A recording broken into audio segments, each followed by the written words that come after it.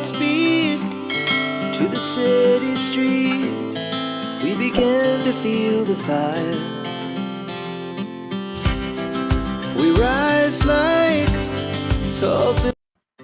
Halik ng Taksil, Episode 2. Naniningkit ang mga mata ni JC. Nakita niya ang babaeng nagnakaw ng halik sa kanya na papatawid ng kalsada. Agad niyang kinabig ang kanyang manibela at ipinarada sa isang tabi. Lakad takbo siya sa gitna ng mga taong tumatawid. Hahabulin niya ang babaeng yon para singilin sa kasalanan nito. Hindi siya papayag na hindi nasisingil ito sa kapangahasan nito. Sanay ang mga mata ni JC sa pagkilatis ng mga tao. Nakita niya agad ito kahit sa maraming tao. "Excuse me, miss?" Tawag ni JC sa babae, sabay sungkap sa braso nito. Hindi nakapagsalita ang babae sa pagkagulat at mabilis ang naging kilos ni JC. Hinawakan niya ito sa siko at inakay sa isang tabi. "Sumunod ka sa akin kung gusto mong mabilis na makarating sa pupuntahan mo." Pabulong pero madiing wika ng binata. Nanlaki ang mga mata ng babae nang makilala si JC. "Sir, magpapaliwanag ako."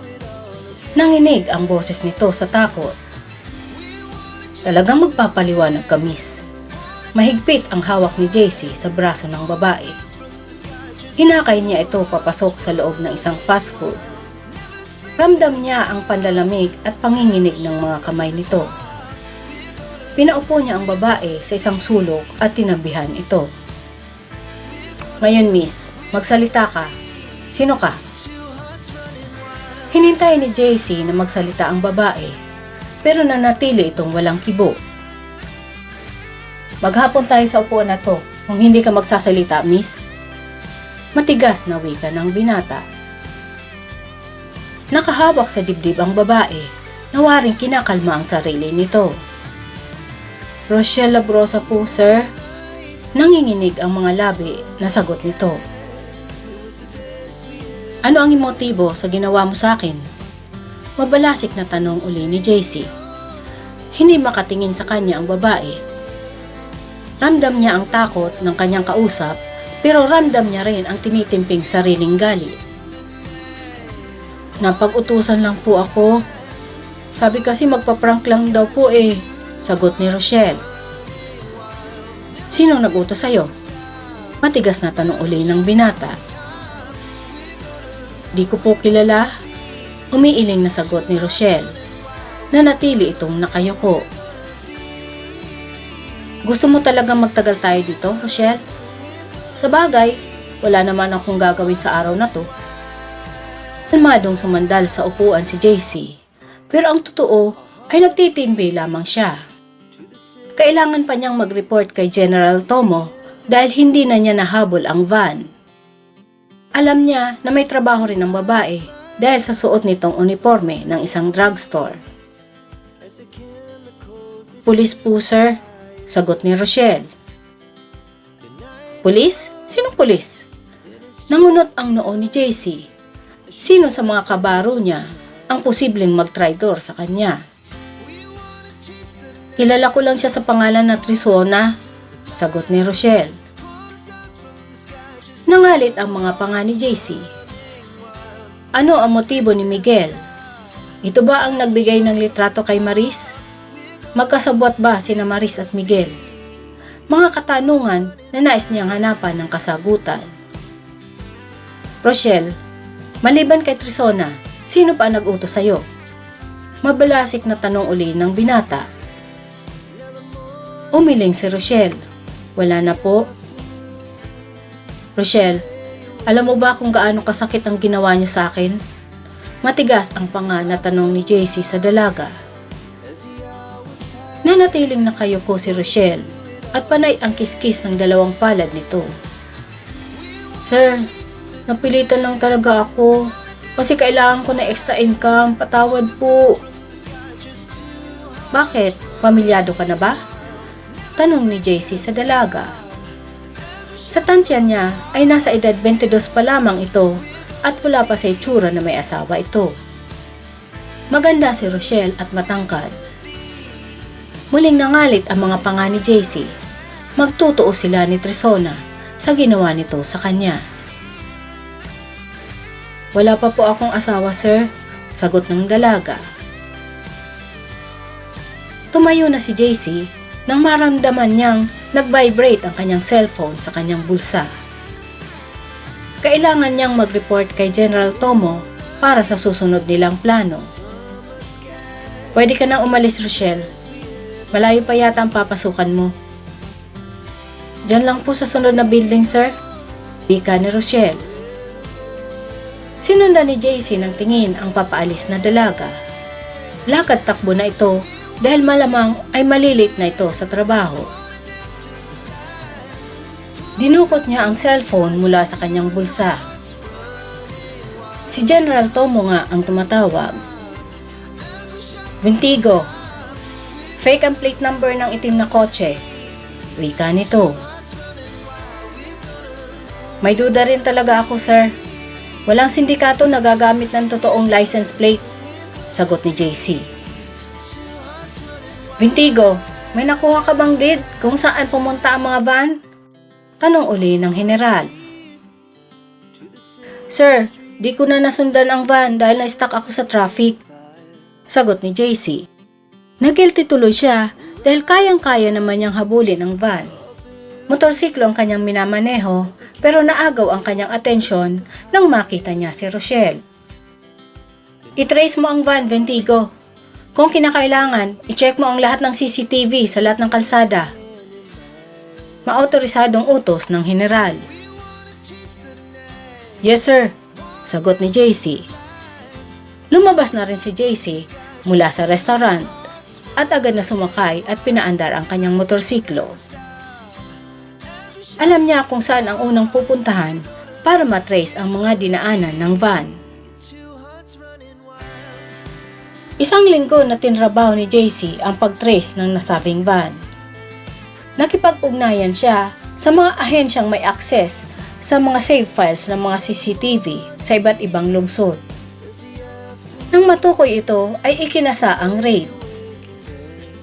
Nasa kote ang leader ng sindikato at mga tauhan nito.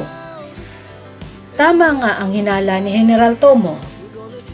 Ang modus ng sindikato ay mang-agaw ng mga delivery items mula sa mga delivery riders at ibinebenta uli ito online.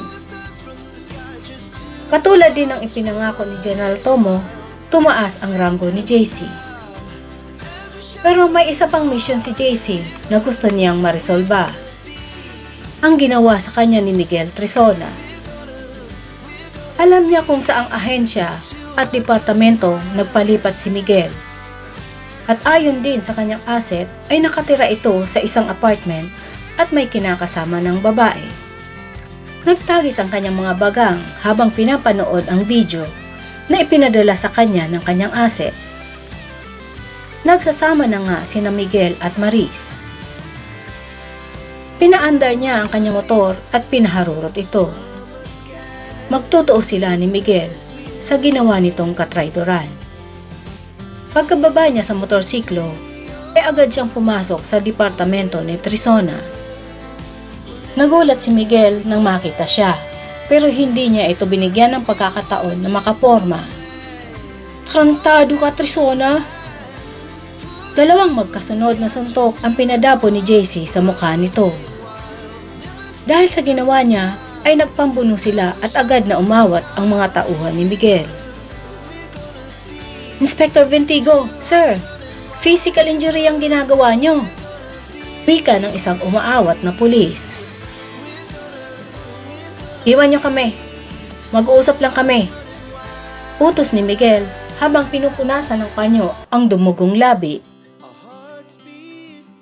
Lumayo naman ang dalawang pulis nang mapagtanto na wala nang sakitan na mangyayari sa dalawa. JC, patawad. Mahal ko si Maris, kaya ko nagawa sa iyo yun. Wika ni Miguel. Tarantado, mang-aagaw ka na rin lang ng syota, ginawa mo pa akong masama. Kalimutan mo na naging magkaibigan tayo. Dinuro ni JC si Miguel at pagkatapos ay walang lingon likod na umalis. Dahil sa nangyari ay nasuspende si JC ng 1 buwan sa kanyang trabaho. Nasermonan din siya ni General Tomo nang malaman na babae ang naging dahilan ng pakikipag-away niya. Walang magawa si JC sa loob ng kanyang apartment. Kahit humingi ng tawad sa kanya si Miguel, ay naroon pa rin ang galit sa dibdib niya, lalo na kay Maris na hindi man lamang nagpakita na sa kanya. Ang masama pa ay kumalat sa social media ang litrato niyang may kahalikang babae. Tinamad siyang umuwi sa kanilang probinsya. Naging kainip-inip ang paglipas ng mga araw. Dahil sa inis ay isang ideya ang pumasok sa kanyang isip. Paglalaroan niya ang kasabot ni Trisona sa pagsira ng relasyon nila ni Maris. Paiibigin niya si Rochelle at ipaparamdam niya rito kung ano ang pakiramdam ng iniwanan ng taong minamahal. Pinuntahan niya ang pinapasukan ni Rochelle. Nagdala siya ng ekstrang helmet para sa dalaga. Tamang-tama ang dating niya. Malapit na ang 6:00 ng hapon. Ipinarada niya ang motor sa tapat ng drugstore na pinapasukan ni Rochelle at nag-abang. Hindi siya napapansin ni Rochelle dahil busy ang dalaga sa mga bumibili at sinadya niyang hindi rin magpakita. Panay ang tingin niya sa suot na relo. Binibilang ang bawat minutong lumilipas. Nang mag-6:00 ay nagsarado na ang drugstore. Naghintay siya sa paglabas ni Rochelle, pero 15 minutos na ang lumipas ay hindi pa rin lumalabas ang dalaga. Nakikita naman niya na wala pang lumalabas na mga empleyado sa pintuan ng drugstore. Kalahating oras na siyang nakatambay pero walang lumabas kahit isang empleyado. Napilitan siyang sumilip sa salaming pintuan na may nakasabit ng karatula na nagsasabing sarado na ang drugstore. Nagtaka siya dahil wala ng tao sa loob. Saan dumaan ang mga empleyado? Tanong ng isip niya. Nang mapagtanto ni JC na wala nang ang lalabas na empleyado, ay pinaandar na niya ang kanyang motor. Iniisip niya kung sadya bang tinakasan siya ni Rochelle. Baka nakita siyang nag-aabang kaya pumuslit nang hindi niya namamalayan. Pero imposible dahil nakabantay nga siya. Kumakalam na rin ang kanyang sikmura. Naisip niyang kumain na lamang siya. Iniliko niya ang kanyang motor patungang pizza house.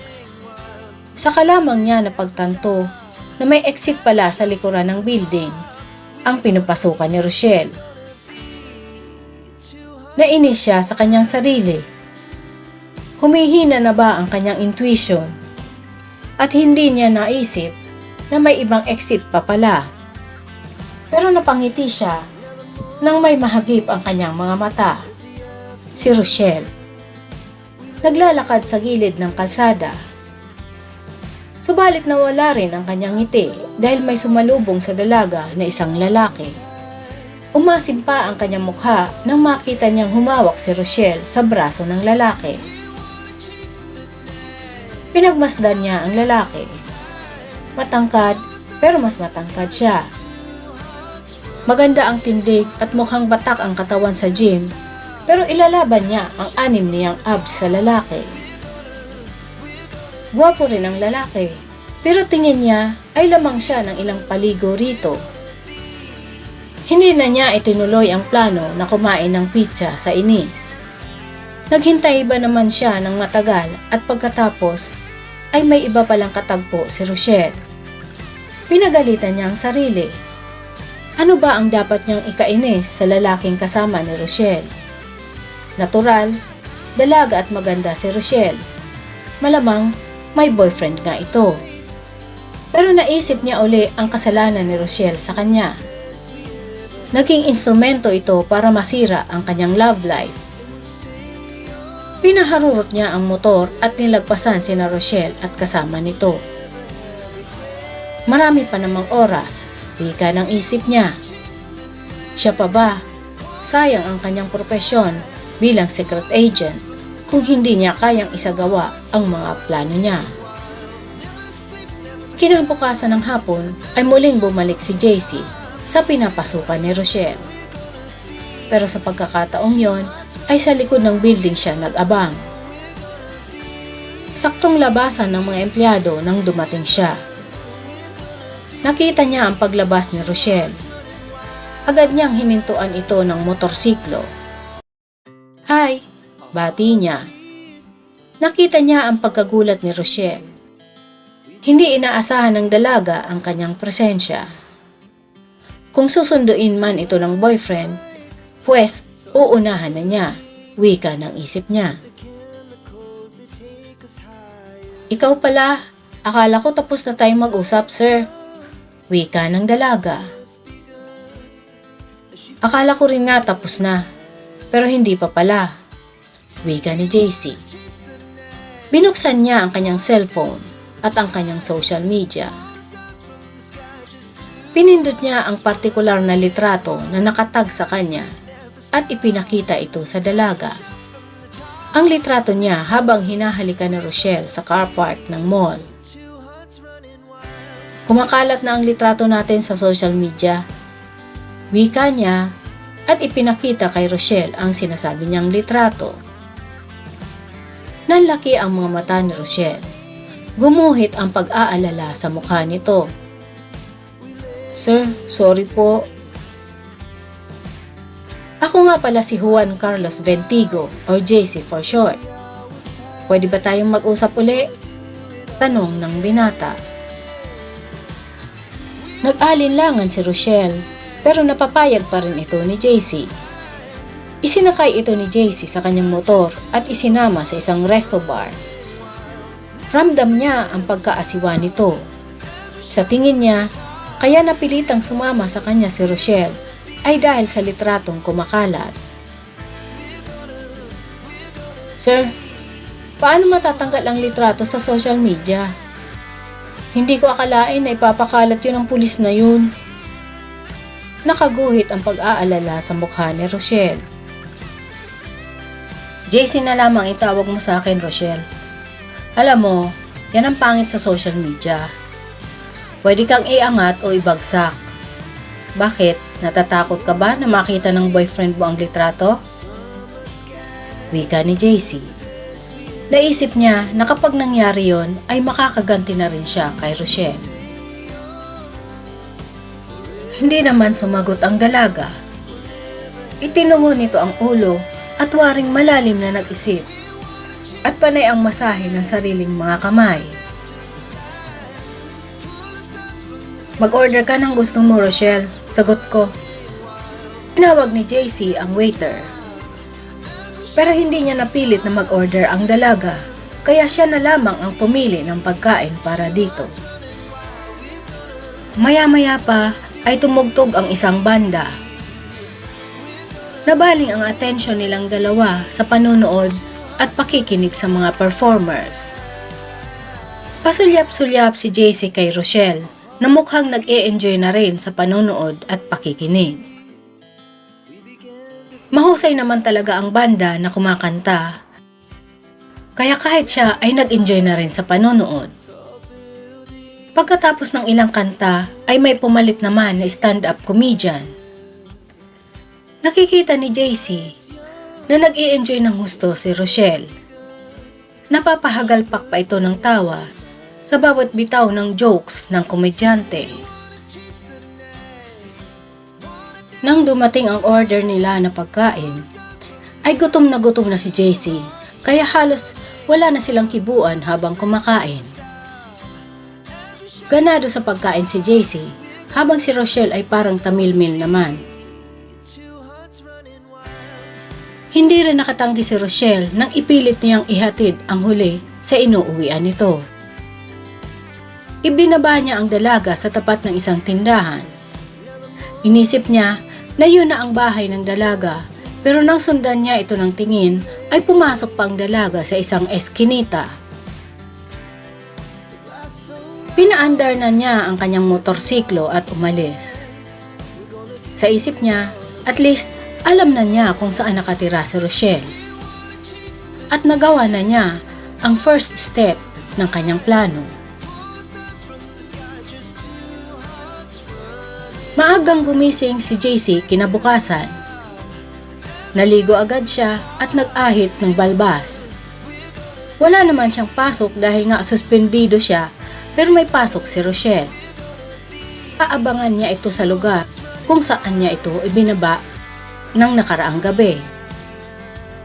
Mas mabuti nang may gawin siya kaysa magmukmuk siya sa loob ng bahay at maglaro na lang ng online game.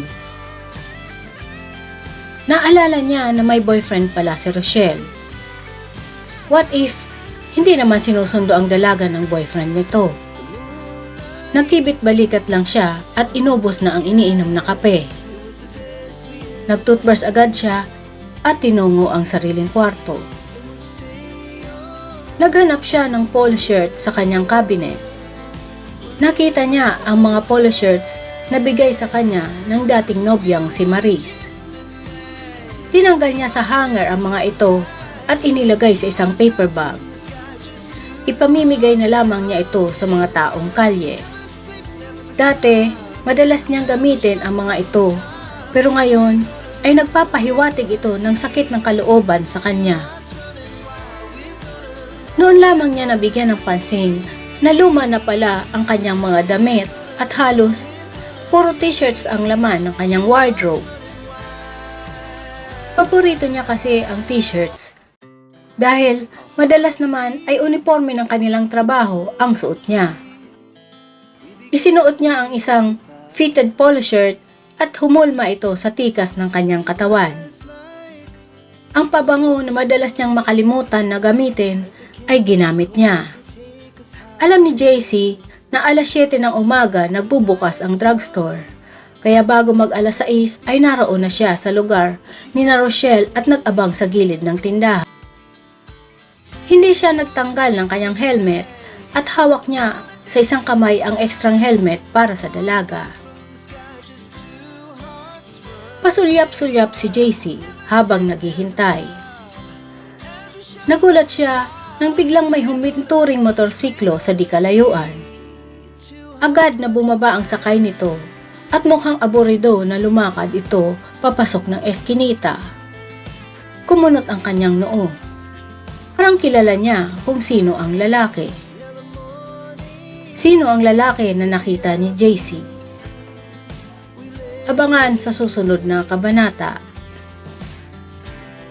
Nagustuhan niyo po ba ang kwento? Paka-like, share, and subscribe naman mga idol. Our hearts beat to the city streets. We began to feel the fire. We rise like